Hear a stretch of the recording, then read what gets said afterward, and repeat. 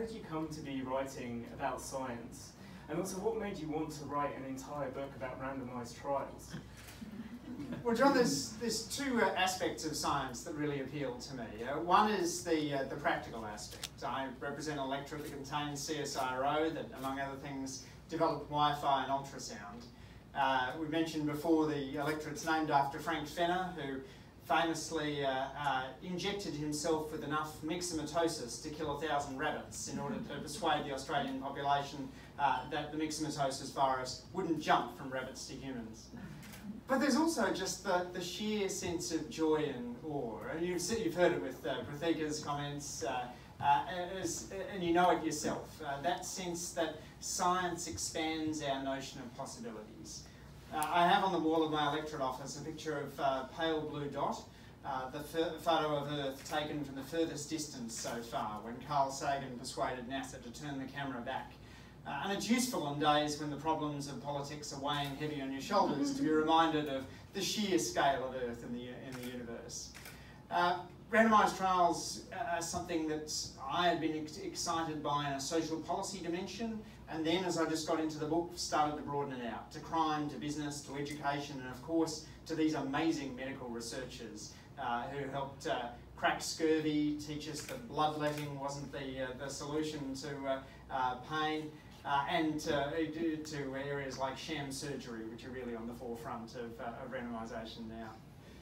Yeah, well, just on this topic of randomised trials, randomised trials has the potential to be a fairly dry topic to write about, but you've created this very engaging piece of writing about the history of randomised trials and really how they led to the birth of modern medicine. So, how did you approach making this story so interesting?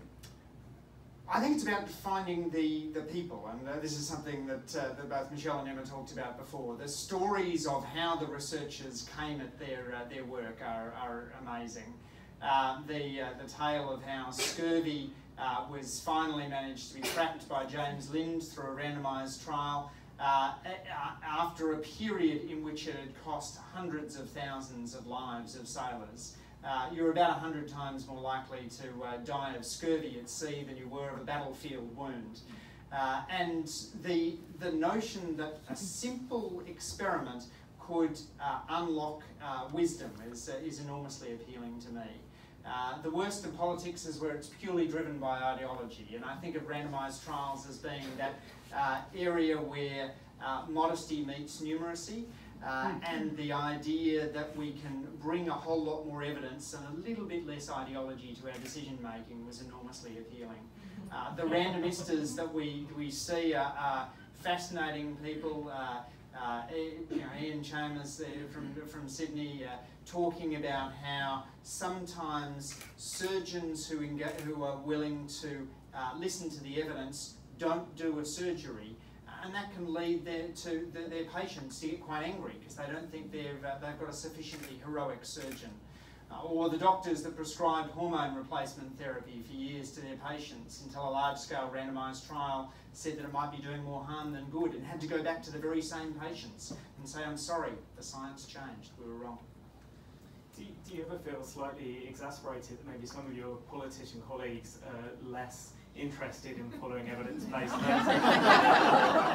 You wouldn't be thinking like the climate change debate there, would you? Yes, but there's also a real passion for science. So we've had a Science Meets Parliament program for a number of years in which groups of scientists will come down and tell you about their extraordinary research, and that's really well attended. We have the Prime Minister's Prizes for Science, and this year the winners were in the gallery during question time, and when they were announced, we parliamentarians applauded them. I do an annual Fenner lecture in honour of Frank Fenner.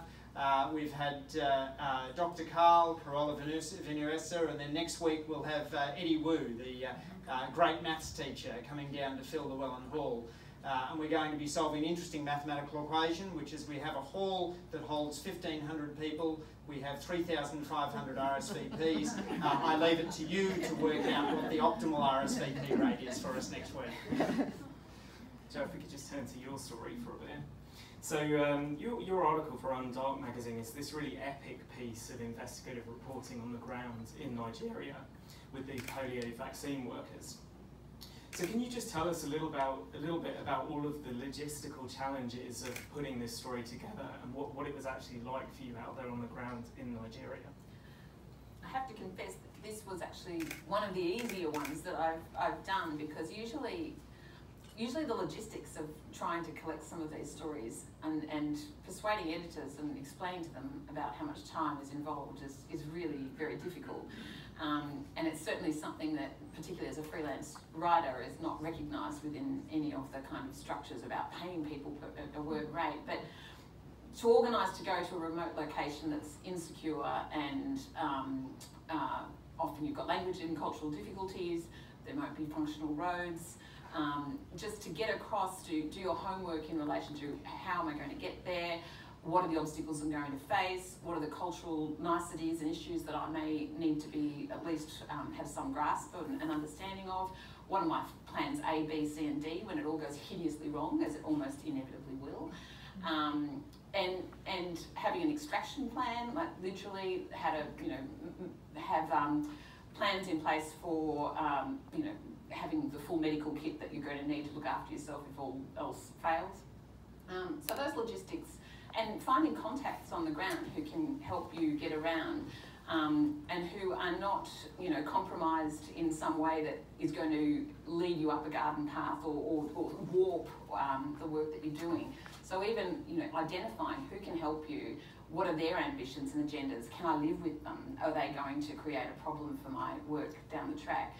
And that might mean, if you're partnering, as I did in this instance, with going in with UNICEF, and with an NGO that had a mission around showing, putting a spotlight on this issue.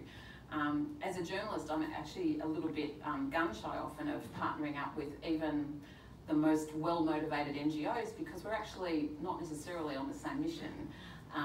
And it's something that, as a journalist, if I'm travelling in the same security detail as NGOs, as I did in Nigeria, it means that you're eating together, you're on the bus together, you're frightened together, so there is a camaraderie that will build up around that, but you have to maintain a distance, because if I see something that NGO is doing that it is less than optimal, I need to be in a position to be able to have that discussion, ask those questions, tell that story.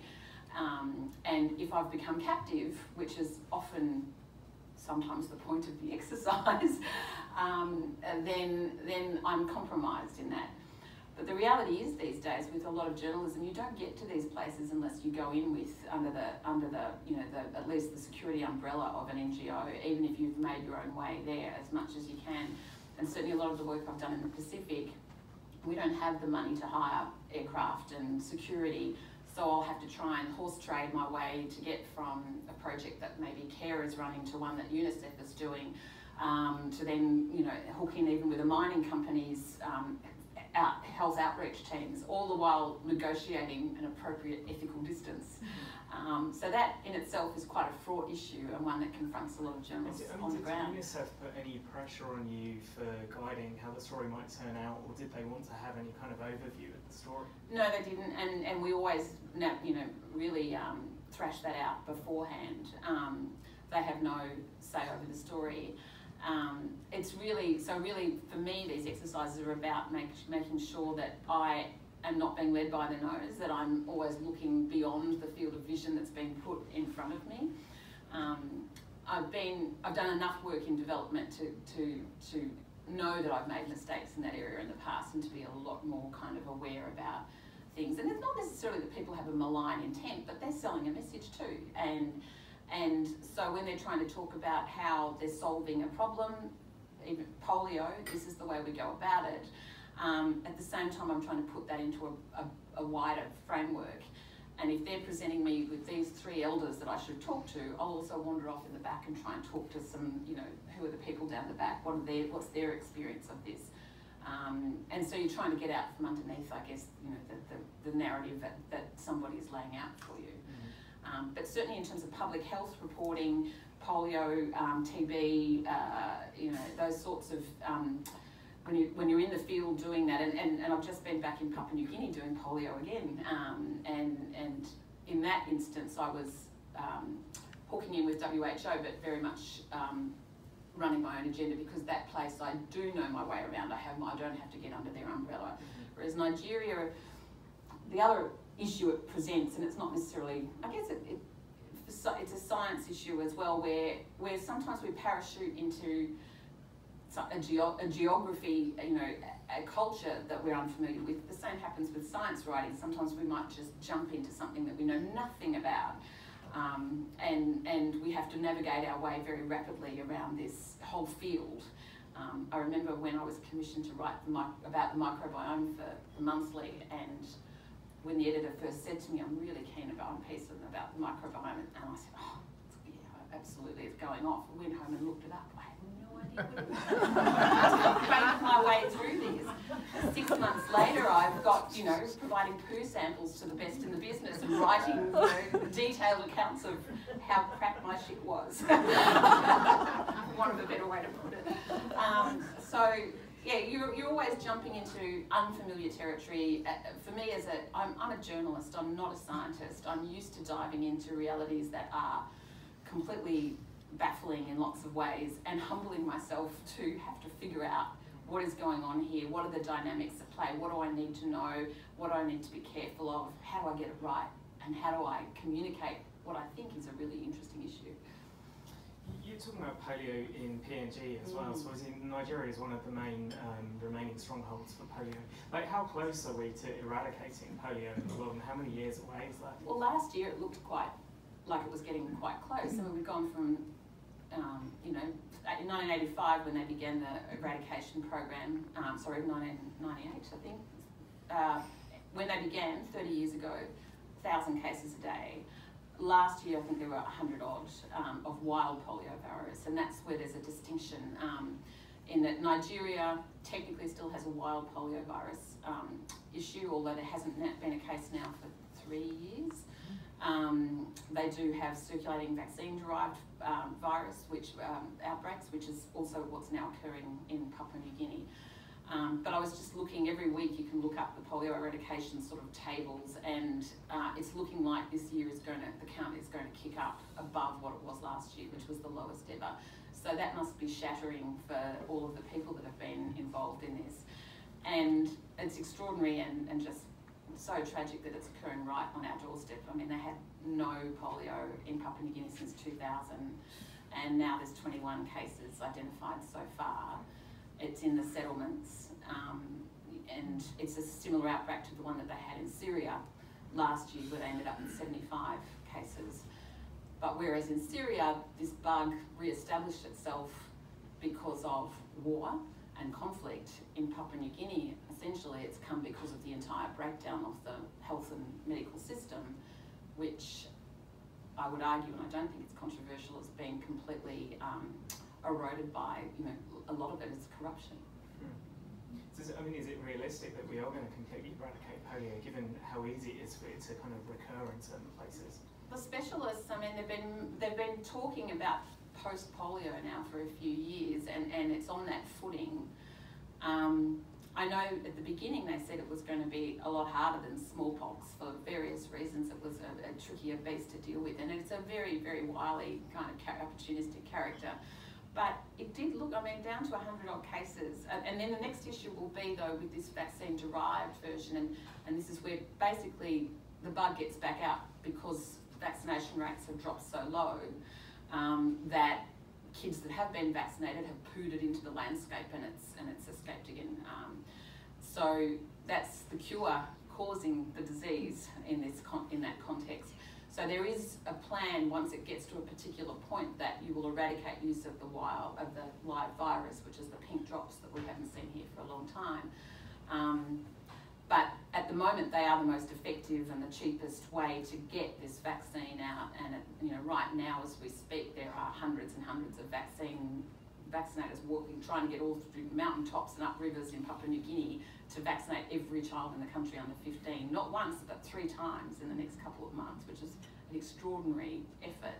You can't inject them, you've got to use the drops. So, but there is a lot of discussion. Really it's the vaccine-derived version of polio now that's really emerging. The specialists tell me they're not as worried about that as they are about wild polio, but there feels like there's a shift in that conversation now, and it'll be interesting to see whether there's a push to try and wipe out use of the live vaccine, and how feasible that will be, I don't know.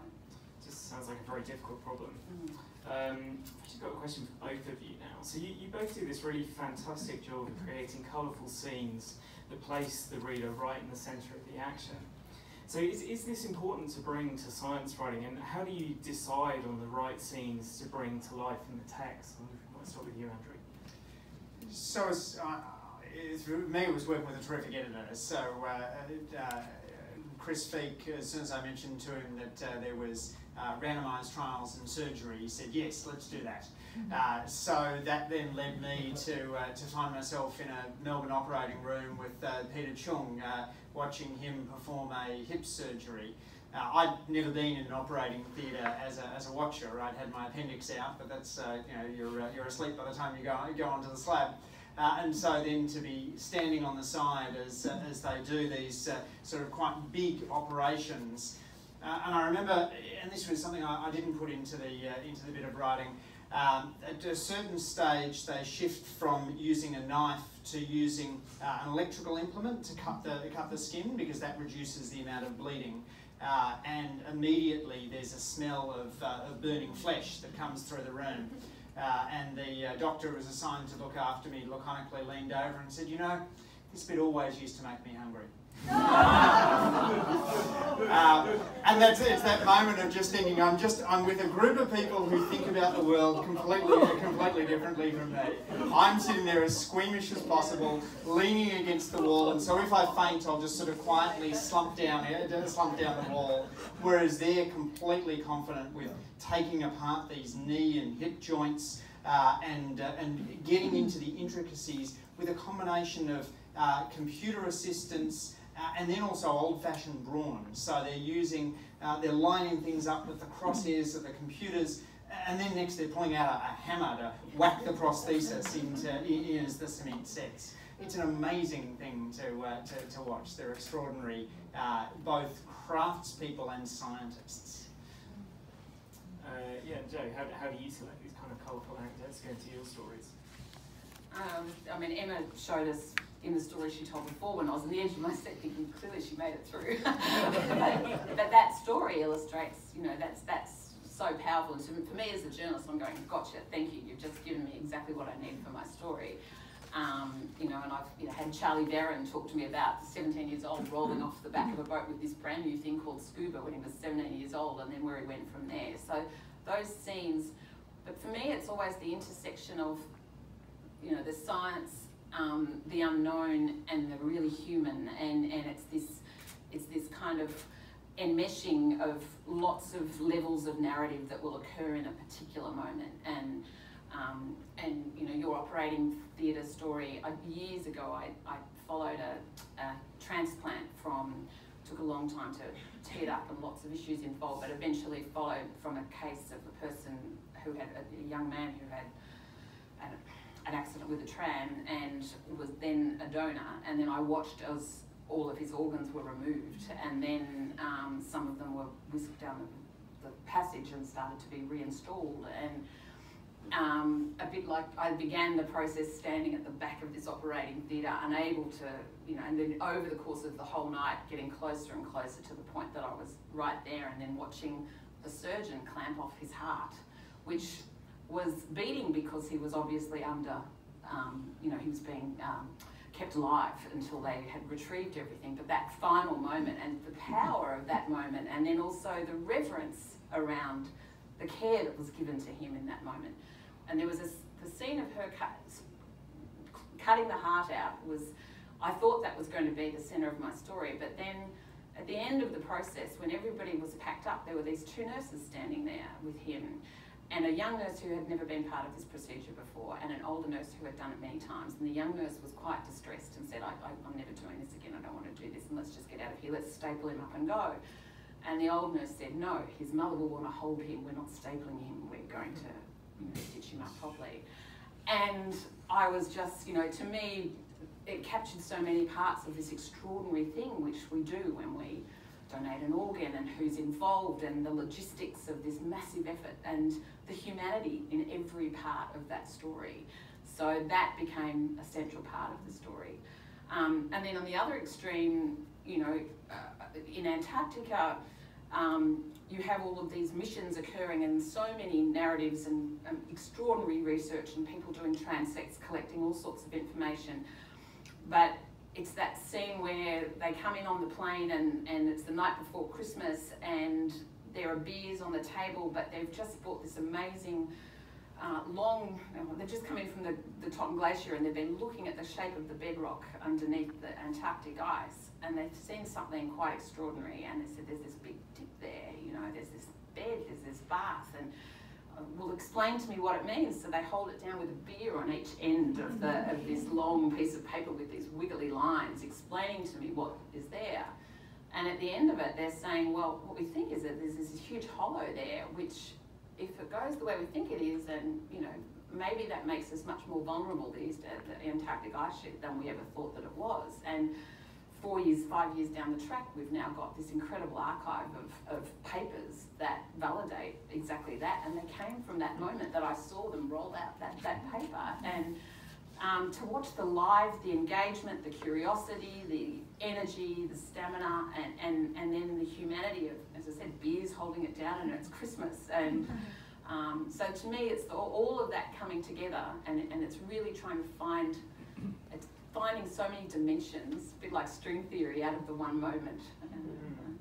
Well, you're making me think, you know, when covering features, this is why it's so important to actually kind of get out there and meet some people and get into the field and actually be involved, because it's much more difficult to find these kind of anecdotes if you don't do that. Yeah, so. And it's heartbreaking that, you know, the disrupted media environment means that people, you know, young journalists, I'm now teaching journalists, and the chances of them getting out in the world to tell their stories are so slim now, because there's not an economic model generally to sustain that. And until we can come up with a philanthropic culture here that does things like Undark published that piece I wrote, you know, and now really a lot of my work is being underwritten as non-traditional research through the university role that I've got. There's not really, there's not a commercial model to do that on the road reporting, and at so many levels that's tragic and problematic in terms of communicating the issues. I guess so not many publications in Australia that can send in-house journalists out for weeks at a time to cover stories. I mean, you were both talking about examples of operations, you with the organ donor and you with the hip replacement surgery. So are there, particularly with the organ donor, are there ethical challenges here about a reporter going in there to cover that, and, you know, to go in and observe an operation? How does that even come about? So in my case, Peter was somebody who talked me through sort of how the various studies he'd done, and then said, well, you should come in and see it, and you should come in and see what we know and what we don't know. And one of the things I greatly admired about that was the willingness to say, well, in some instances we might even be doing surgeries that don't have any impact. So we used to think the way to tackle emphysema was lung reduction surgery, and it turned out after a randomised trial that wasn't true. And in the case of meniscectomies, very commonly performed knee surgery, Peter drew my attention to this extraordinary study in Finland in 2013, which found that for middle-aged patients it was equally efficacious to have your knee cut open, have the surgery not performed, have your knee sewn back up. You know, that produced an extraordinary backlash. There was an editorial in the journal Arthroscopy which said that you couldn't possibly trust this study because no right-minded patient would consent to sham surgery, and therefore the results were not generalisable to mentally healthy patients. Which seems to show an unusual notion of the connection between knees and brains, in my view. But Peter was wonderfully open, not just to the notion that knowledge might come through, but to having people in the operating theatre. And I really loved that willingness to bring me in and show me the craft of what he did. And Joe? I'm constantly, in the stories I write, there's always a sort of a pre-deployment stage of negotiating, and often around the ethics, and it's changing and evolving all the time. I mean, even 20 years ago, we were less concerned in lots of ways, I guess, about how far an image might travel. You took a photograph, it appeared in one publication. Now that image can go everywhere. So when I'm talking to a woman that's lost her baby, or a famine victim, or somebody that's you know, an HIV, somebody's got, you know, I just had this in PNG where they've run out of antiretrovirals as well as everything else. So you're talking to people about their what it means when they don't get their antiretrovirals. TB patients, who I know far too many of, and you're having to talk to them now a lot more deeply about where those images are going to go and how they're going to be used. And I can't anticipate often where those images will go because they're out of my control now. I had a terrible incident, it was a few years ago now. I was in my mind because of the Media Watch program that they just did on the Daily Mail, where we did a story about sorcery-related violence, and the pictures that were used in our very carefully worded anthropological investigation of this issue were thrown about by the Daily Mail as cannibals and witches, and completely betrayed all of the work I'd done with that community, and it took me weeks to get them to pull it down, and the damage by then had been done. But I guess you're on this, you're always negotiating what is ethically appropriate, what is informed consent around things. And for instance, in the Antarctic or in field camps where I've worked with people, it's really difficult to say, if I'm living with you in a remote Antarctic field station, as I did for 10 days in one instance, if you don't want to talk to me, it's pretty hard for you to extract yourself and not be part of my story.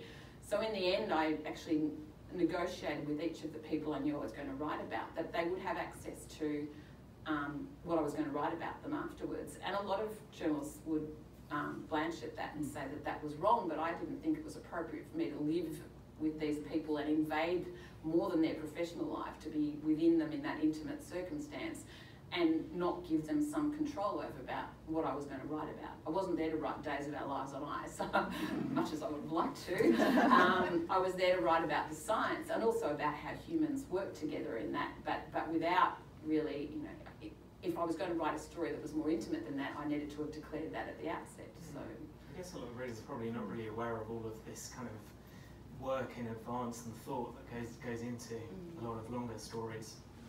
Andrew, you were just talking to us about this really curious phenomenon of sham knee surgeries and how they actually, people actually report benefits, even though the surgery itself is perhaps not doing anything medically useful. But if people are actually getting positive outcomes from these surgeries, is there not an argument to continue performing these surgeries? Well, it's a very expensive way of getting an impact. But I mean, you're right. The placebo effect is big. There's the old notion that if you don't have evidence-based medicine, you have eminence-based medicine, and no one is more eminent than a surgeon. My first notion when I heard about sham surgery was who would participate in that. I talked to Peter and he said, "Oh, I'm a surgeon. All my patients just do what I ask." He said, "I have to debrief them with a nurse afterwards to make sure they actually understand what they're consenting to." And so you get this extraordinary phenomenon that after surgeries, 50% of patients say they feel, 75% of patients say they feel better.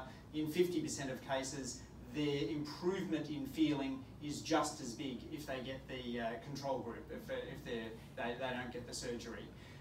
So we need to be, I think, pretty critical about how we spend the health dollar and open to the notion that even some of the highest status people in medicine might not be doing good in everything that they perform. So again, it's bringing some of that sense of modesty to how we handle things. This is unrelated to your question, but I also think it is important, while we're talking about the data and the research and the studies and the methodology, not to miss the humanity. One of my favourite tales about Archie Cochrane, the great randomista, is a story he tells about being in a hospital during World War II when a Russian soldier came in. He was badly injured, screaming with his pain.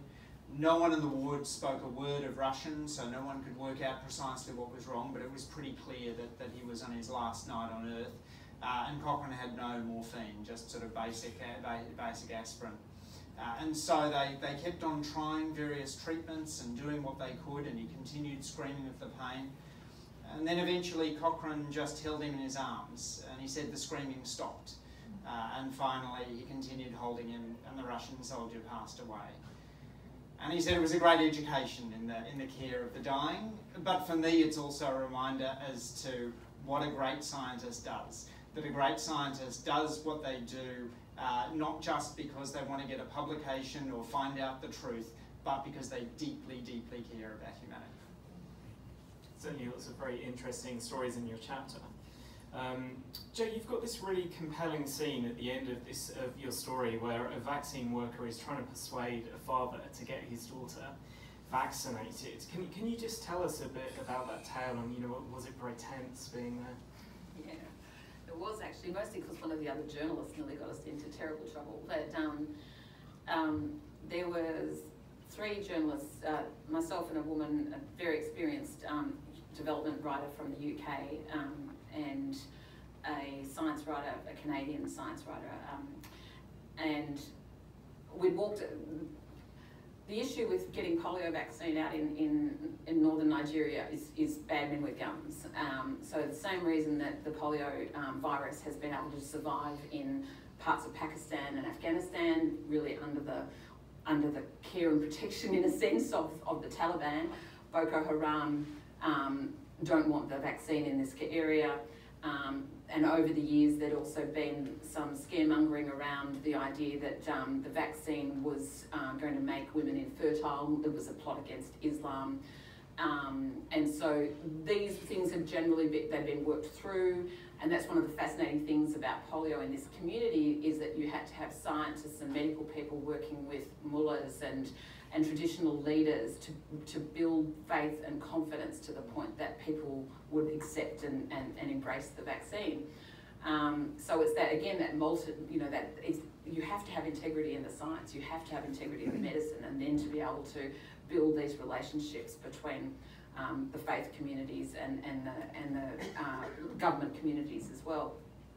But there are a couple of strongholds in these areas where, and this household we'd come into was one where there was a particular mullah who still had the view that this was a plot against Islam, and so none of the women in that neighbourhood, that area, were allowed to vaccinate their children because the men wouldn't allow them to. So we'd walked into this community with our armed guards, and everywhere we'd gone we'd had this sort of group of men with very large M16s, very jumpy about the notion that Boko Haram would find us, and of course white journalists are much sought after in some of these places. But we walked into this room, and there was a woman there with a newborn baby, and we asked, and no, she hadn't had the vaccine. Why not? Because my husband will not allow me to. There's no sign of the husband. The male journalist, the Canadian we were with, sat down on the bed inside this woman's house, and I could feel all the oxygen almost getting sucked out of the room, thinking, what are you doing? You shouldn't have even come into the room as a man in that space, let alone to have sat down because it was hot on the bed. And I guess one of the things in collecting stories in these places is the social license that you have to work up. You have to go slowly. You have to spend a lot of time getting permission to be in these places to collect these stories. And I felt that he had just thoughtlessly violated this space. And the next thing, this man appeared, and I thought, oh dear, that's Dad. And I was really very nervous that he would be very unhappy and that he may have had more men with him. As it turned out, he was happy to be sort of talked down. He thought we were there to give gifts for the baby's naming. And well, that then presented an ethical dilemma because I didn't want to be giving him money. But I think one of the UNICEF people may well have exchanged a few bucks to sort of smooth over the situation. Again, that scene, and what was really interesting was the minute he said, yes, you can vaccinate the baby, so we quickly slipped in there and got some drops into this child. And all the women were ecstatic. they were just so pleased, and half a dozen of them turned up with their kids because suddenly there was a moment where they could get vaccine for their children, but they couldn't do it until the man said that it was going to be okay. And I remember walking out saying to the other woman journalist I was with, if we've achieved nothing else, we've got one kid vaccinated. and it's kind of in moments like that that you think it's a powerful moment. You also see, I guess, perhaps how small your effort is, and really the incredible bravery of people at the front line doing this work. There was some interesting extra detail there you weren't able to put in the story. What's that? So with the about the Canadian journalist. Yes, yeah, that was, things got ugly with him. Yes, okay. Should we wrap things up there? Yeah, okay. Thank you very much to both of you. I think we might wrap things up there. Thanks so much.